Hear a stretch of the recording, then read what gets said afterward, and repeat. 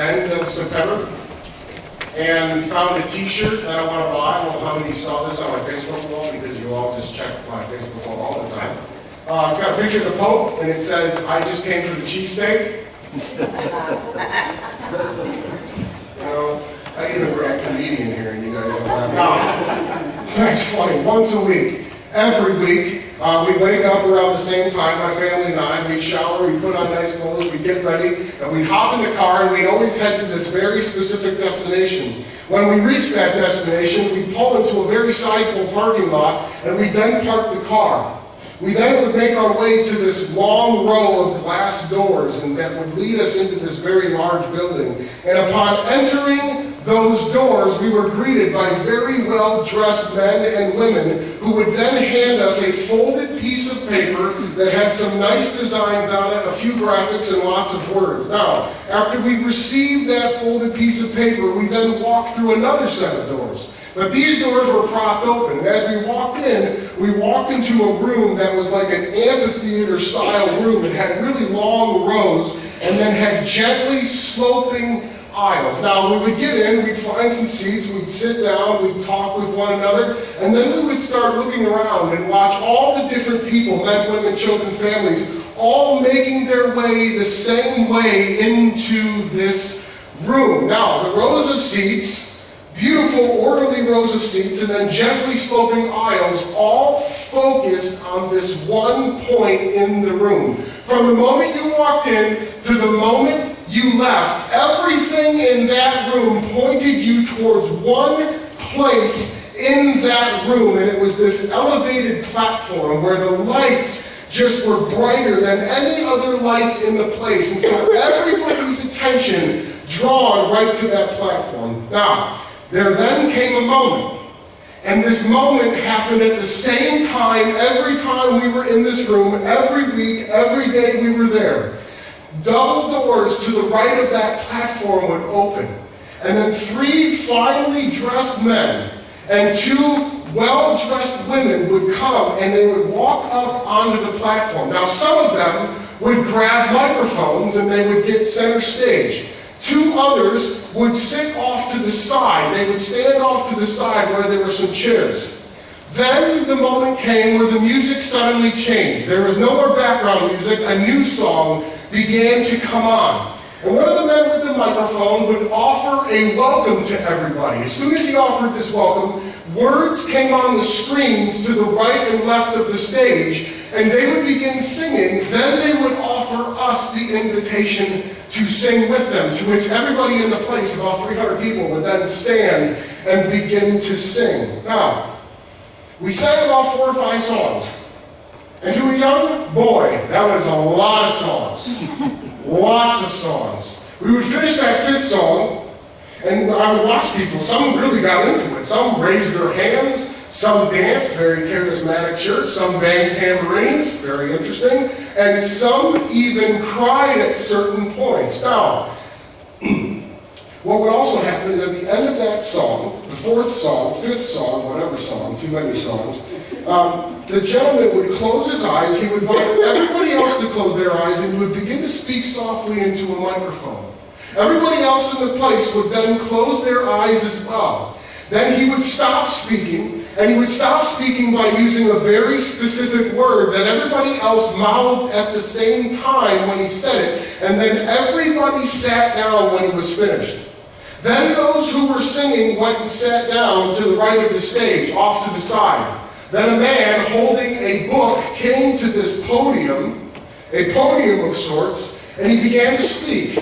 And then every time he would speak, he would open up this little book, and he would read from it. And then when I began to look to my left and my right, everybody seemed to have the same copy of the book except me.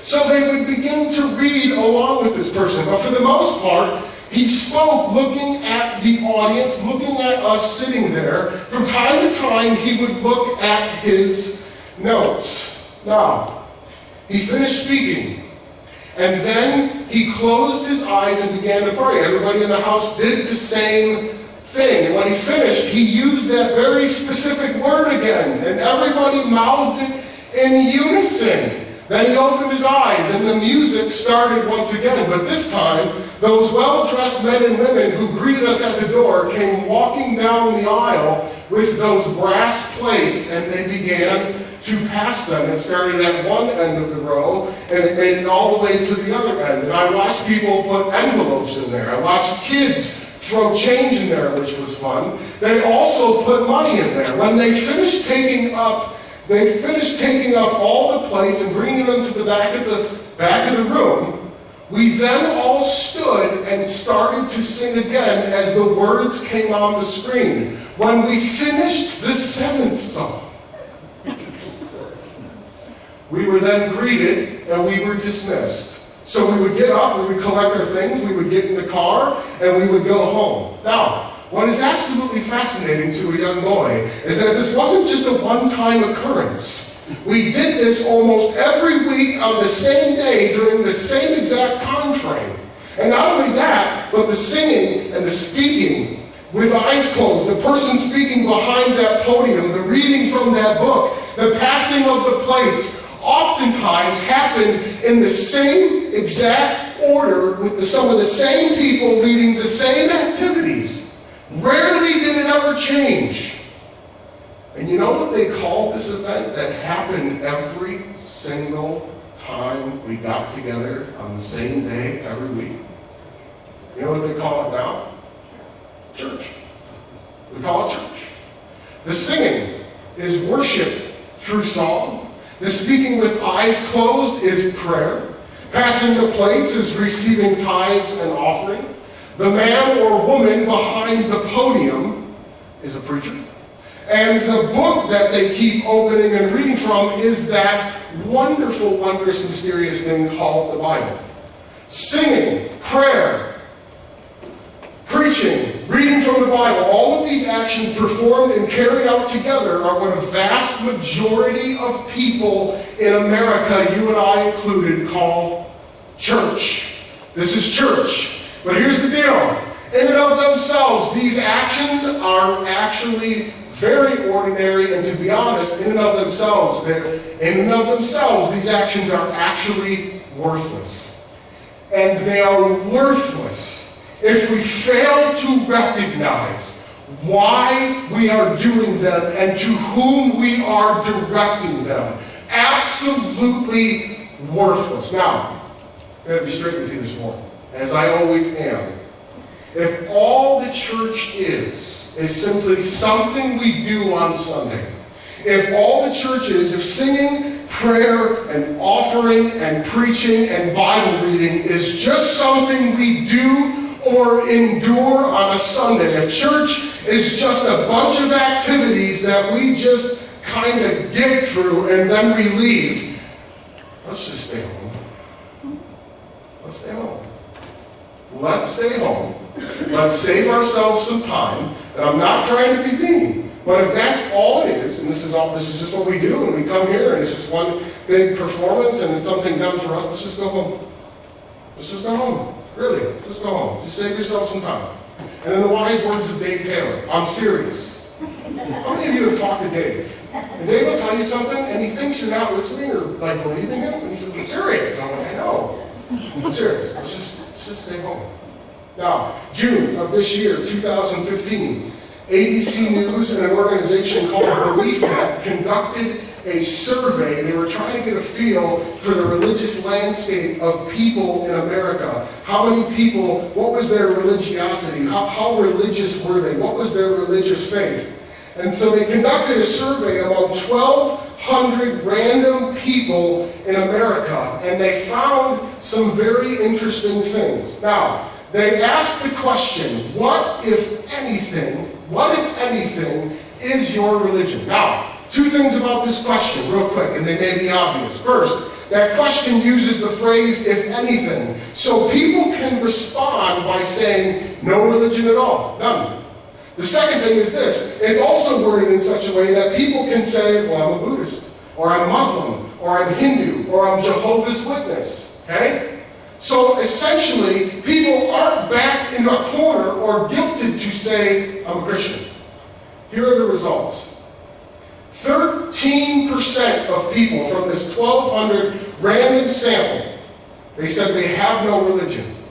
Okay? No religion. No faith, no spiritual practices, nothing. 4% said this. 4% practice Hindu or Islam or Buddhism or whatever. Now, how many of you are back in school? Anyone? Any kids in here who are back in school yet? No? How many parents can't wait till your kids go back to school? Yes! There are parents who are like, for the love of God, I can't wait. Go back to school. Stay in school until you're 45. Now, this is what we're going to do a little math problem here. A little math. How many of you love math? How many of you don't love math? Yep. How many of you just don't care? All right. So, I'm raising my hand. So, little math. 13 plus 4. Stop. 100% minus 17%. 83%. 83% of this random sample of 1,200 people identified with the Christian faith. Now, I realize that this poll was only conducted among 1,200 people. But if you actually look at a lot of the research and the surveys that they are now conducting, around 70 to 80% is actually a really good estimate of how many people in America actually say we are Christians. We identify with Jesus. And this is where it gets really, really interesting because I'm a nerd. 70 to 80% of people say, I identify with the Christian faith. What's fascinating is that there are surveys and other estimates that basically put it as 35 to 40% of those 80% actually attend a church regularly. So that's less than half. Less than half of all the people in America who say, I identify with Jesus, that's less than half. And so the rub is this. The rub is this. For a majority of people in America, we're Christian. We identify with Jesus, crucified and risen. We like Jesus, but when it comes to the church, we don't necessarily need that. Okay, we don't really need that whole church thing. And when I say church, I'm not talking about a building. I'm talking about people. Only half of that 70 to 80% are actually committed and involved to a local church body of people. So essentially what we have is this. Hey, Jesus, thanks. Thanks for that crucifixion, resurrection. That was wonderful. Ta-da, you did it. But when it comes to that community of faith that you said I'm born into, that you wanted me to devote myself to and to other people, that community that you asked me to be a part of and to serve in, thanks but no thanks. Thank you. I'll take the benefits. As far as that hard work of commitment, thanks, but no thanks. Now, going to church, let me make this clear, doesn't make a person a Christ follower. Let me just be straight with you, okay? There's an author named GK Chesterton who had this wonderful quote. He said this, going to church doesn't make you a Christian any more than standing in your garage makes you an automobile. Okay? Simply attending and going through the rigmarole, that's a word, looked it up, doesn't make you a Christian. Singing, praying, offering, preaching, Bible reading, none of these things make you a Jesus follower just because you go and endure them, just because you put up with me for 25 minutes on stage and sleep. Doesn't make you a Christian. Doesn't make you a Christian. By the way, new word in the dictionary has been officially announced, awesome sauce. Yes, that is a new official word in the English language. However, thing is, if Jesus is united to the church in the way that a groom is intimately united with his bride, and that's the image we get in the Bible. If Jesus is that united with his church, being an active, involved, participating, serving church member is absolutely non-negotiable. It isn't, hey, thanks for the benefits, I don't need that. It's you're a part of that whether you want to be or not. It's not, thanks, no thanks on that. You are automatically a part. It is non-negotiable. It is to be an active member in the church, non-negotiable. It's just non-negotiable. To the early Christians, the deeply ingrained belief was this, and this is some of the language that they used in the early years of the church. God is our Father, and the church is our mother. And there's no such thing as a non-active, non-committed, non-serving church member. It's just, it doesn't exist. It isn't, hey man, we're part of the church, but you don't serve and you're not involved. You're not a part of the church. Those two things go together. Turn with me to the book of Acts, chapter 2. Book of Acts, chapter 2. JT, book of Acts.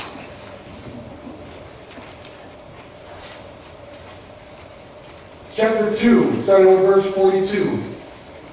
Now, the book of Acts, throughout history, has been also referred to as the Acts of the Apostles. And this book was written around 70 AD, which is 35, 40 years after Jesus was resurrected. And the apostles were those who were with Jesus physically. They walked with him. They experienced conversation. They experienced the crucifixion event and all the fear that was bound up with that occurrence. They experienced Jesus fully resurrected with them. And it wasn't, oh, hey, he's alive again. Ta-da, you did it. They're absolutely dumbfounded. Why? Because their worldview has been turned upside down. Because we all know one thing about dead people. They stay what? Dead. So there's probably lots of awkward silence when they're sitting with him. What do you say to a person who was once dead and is now alive in your midst? And so now, here is that community of people, the apostles, the early believers, and this is how they lived after Jesus' resurrection. This is the response. This is what they're now doing. Verse 42. They devoted themselves to the apostles' teaching and to the fellowship, to the breaking of bread, which is communion, and to prayer. And everyone was filled with awe, and many wonders and miraculous signs were done by the apostles. And all the believers were together and had everything in common. Selling their possessions and goods, they gave to anyone as he had need. And every day, they continued to meet together in the temple courts. They broke bread in their homes, ate together with glad and sincere hearts, praising God and enjoying the favor of all the people. And the Lord added to their number daily those who were being saved. Gathering together, learning together, eating together, participating in communion together, praying together, worshiping together, continuing to meet together, sharing together. This is the church shortly after Jesus' resurrection. This is how they are now living. And here's where we are at today. There's church, and then there's church.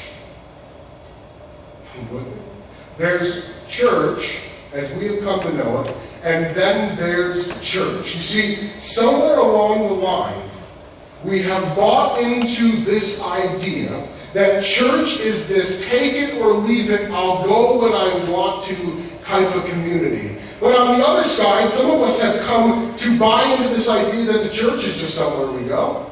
Something is done for us. We get up, we go home, we consume what is offered, and then we are on our way home. We pray, our Father who art in heaven, Hail Mary, full of... and we go home. That's it. There's church, and then there's church. There's church, and then there's church. How many of you are confused? Hope so. Yep. For the early Christians, that's the deal.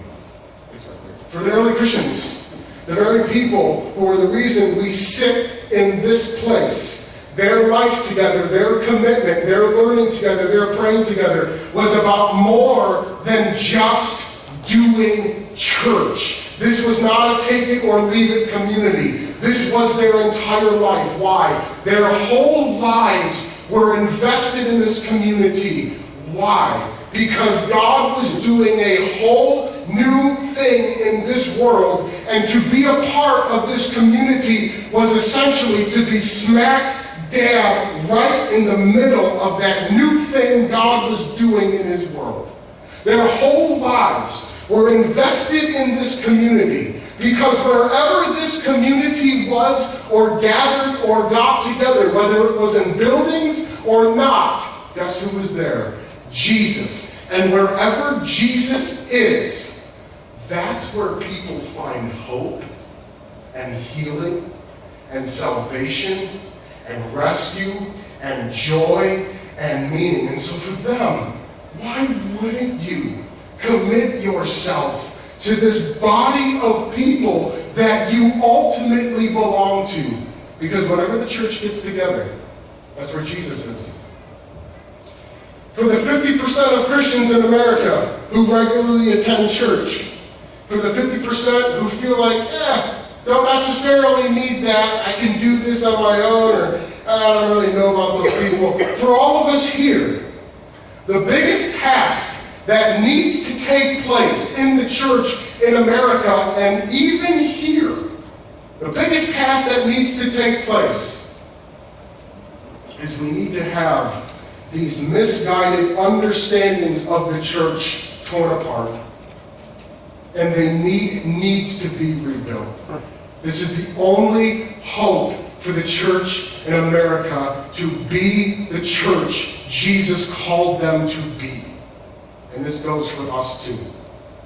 The only way the church will ever be the church is if it becomes unchurched. Everyone was like, huh? Only way for the church to be the church is if the church becomes unchurched. If these ideas of what the church is about, which are actually misguided, get torn away, and our understanding of the church is rebuilt. The only way the church will ever be the church is if it becomes unchurched. There's a very provocative author who was asked about his belief in the resurrection. Do you believe in the resurrection of Jesus? And keep in mind, this author is a professed Christian, and he said this: without hesitation, I fully and completely admit that I deny the resurrection of Christ. Next slide. Listen to what he says. I deny the resurrection of Christ every time I do not serve at the feet of the oppressed. Each day that I turn my back on the poor, I deny the resurrection of Christ. When I close my ears to the cries of the downtrodden and lend my support to an unjust, corrupt system. However, there are moments when I affirm the resurrection, when I believe it, I affirm it, when I stand up for those who are forced to live on their knees, when I speak for those who have no voice, who've had their tongue torn out, when I cry for those who have no more tears left to shed. Resurrection belief is not just something you check a box to. It is something you live. Something you live every day. Now, keep this line of thought in your mind, and we're going to talk about the church. We are not the church. We are not the church when we just come here on Sunday and go through the routine and the rigmarole. I will use that word, and we are not the church. We are not the church when we just kind of endure the singing, the preaching, the Bible reading, the praying. We are not the church when we make the church all about us, all about what we can consume from the people that are on the stage. When we gather together to allow God to fully have his way for us, that's church. When we allow God to do whatever he wants in our hearts as we give him all of our hearts in worship, that's church. Maybe there are some of us who are disgruntled with the church. Did you ever stop to think, you know what? Maybe I'm just not fully committing myself to this thing and really invested in it. Maybe this has really become about me and my wants and my desires and what I can consume from everybody else. We are not the church if we don't gather to pray for the sick, for those who are struggling with cancer, for those who are struggling with mental illness, for those who have relapsed, for those who have addicted. We are the church when we do those things. When we devote ourselves to introducing our young people and our children to Jesus, that's the church. When we gather together to study the Scriptures and encourage one another and speak grace to one another, that's the church. When people sit down with a brother or sister and they confess all that is inside of them that is damaged or hurt or sinful, that's church. That's church. If the church is going to be the church, it needs to become unchurched. If the church is going to be the church, it needs to be unchurched. Our ideas, our misguided notions of what church is, needs to be taken apart, and it needs to be rebuilt. And if the church is ever going to be the church Jesus called the church to be, this process needs to take place. And if it doesn't, the church will just kind of keep going into this apathetic slumber that it is in now. Let's pray.